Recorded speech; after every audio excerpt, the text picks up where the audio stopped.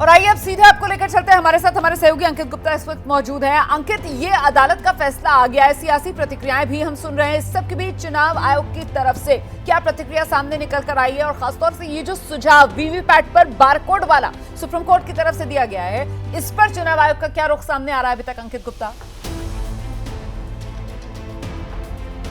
हमारा केंद्रीय चुनाव आयोग से जब हमने सुप्रीम कोर्ट के इस फैसले पर जानकारी हासिल करनी चाहिए, प्रतिक्रिया मांगी, तो उनका ये कहना है कि सुप्रीम कोर्ट का ये फैसला भी उनको मीडिया से पता चला है, आधिकारिक फैसले की कॉपी नहीं आई है। एक बार कॉपी आती है और फैसला पढ़ा जाने के बाद में क्या क्या चीजें पॉसिबिलिटीज हैं और कैसे उसको इंप्लीमेंट किया जाना है, चुनाव आयोग जो है हो सकता है कि कुछ घंटों बाद अपनी बात सामने रखे। लेकिन एक महत्वपूर्ण चीज यहाँ पर बताना चाहूंगा रोमाना, ये जो सुप्रीम कोर्ट का फैसला है उसमें क्या चीज महत्वपूर्ण है, जो वैसे तो निपुण ने काफी सारी जानकारी दे दी है, लेकिन एक चीज जो महत्वपूर्ण है, जो 5 ईवीएम का जो मिलान की बात कही गई है, जो इंजीनियर्स चेक करेंगे, वो क्या है? वो ये है कि लगातार जो है कई लोग ऐसे लोग जो ईवीएम और वीवीपैट के ऊपर सवाल उठाते थे, वो कहते ये थे कि देखिए ईवीएम में एक चिप होती है, उस चिप में ऐसी जो है सेटिंग्स कर दी जाती हैं, ऐसा डेटा फीड कर दिया जाता है कि वो एक राजनीतिक दल या एक प्रत्याशी के पक्ष में ही मतदान चला जाता है। तो अब ये जो इंजीनियर्स चेक करेंगे, जो सो कॉल्ड वो चिप के बारे में बात होती है ना, कि वो जो चिप ईवीएम में है, उस चिप का जो है जो वेरिफिकेशन है या उसकी जांच है,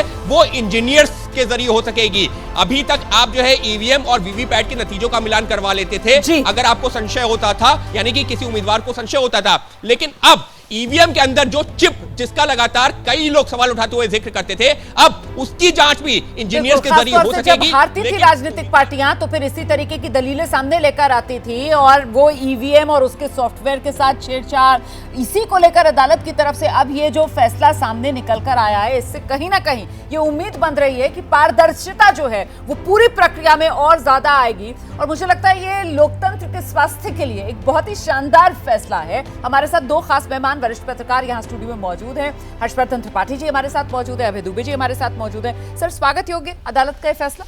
नहीं, बहुत ही बेहतरीन, और जो आदरणीय रावत जी ने जो व्याख्या की है उस पूरे फैसले की, वो बड़ी सुंदर व्याख्या थी, और उन्होंने एक बहुत ही ऐसी बात कही, बड़ी केंद्रीय बात है इस पूरी विवाद की। वो ये है कि लोग जब चुनाव हारते हैं तो वो आत्मविश्लेषण करने की बजाय चुनाव प्रणाली पर, वोट डालने की पद्धति पर, वोट गिनने की पद्धति, इनके ऊपर सवाल उठाने लगते हैं। देखिए, ये जो कॉन्स्पिरेसी थ्योरी है, मैंने कभी भी इसका समर्थन नहीं किया जी।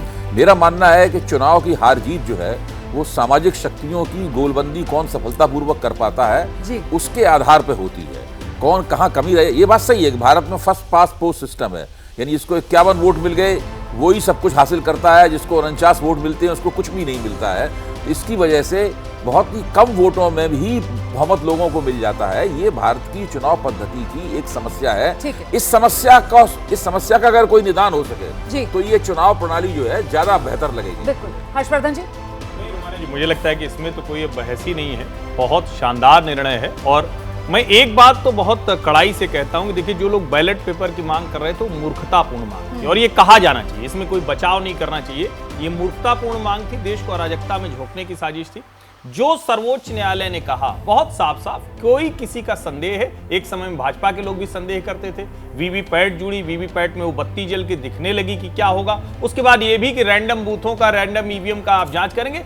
अब सर्वोच्च न्यायालय कह रहा है कि ये 100% मिलान नहीं, लेकिन अगर संदेह है तो दूसरे तीसरे नंबर का प्रत्याशी जाए, वो कहे। मुझे लगता है इससे सुंदर कुछ होगा नहीं। वैसे भी आज दूसरे चरण का मतदान है, तो लोकतंत्र में लोगों की आस्था और बेहतर होगी, कम से कम बटन दबाते अब संदेह कम होगा ना कि हमने गड़बड़ तो नहीं किया। और किया। हमारा लोकतंत्र जो है वो और मजबूत होगा, यही हम सब चाहते भी हैं। और इसके लिए आपको भी बहुत जरूरी है कि अगर आपके इलाके में वोटिंग हो रही है तो घर से निकलें और वोट जरूर दें।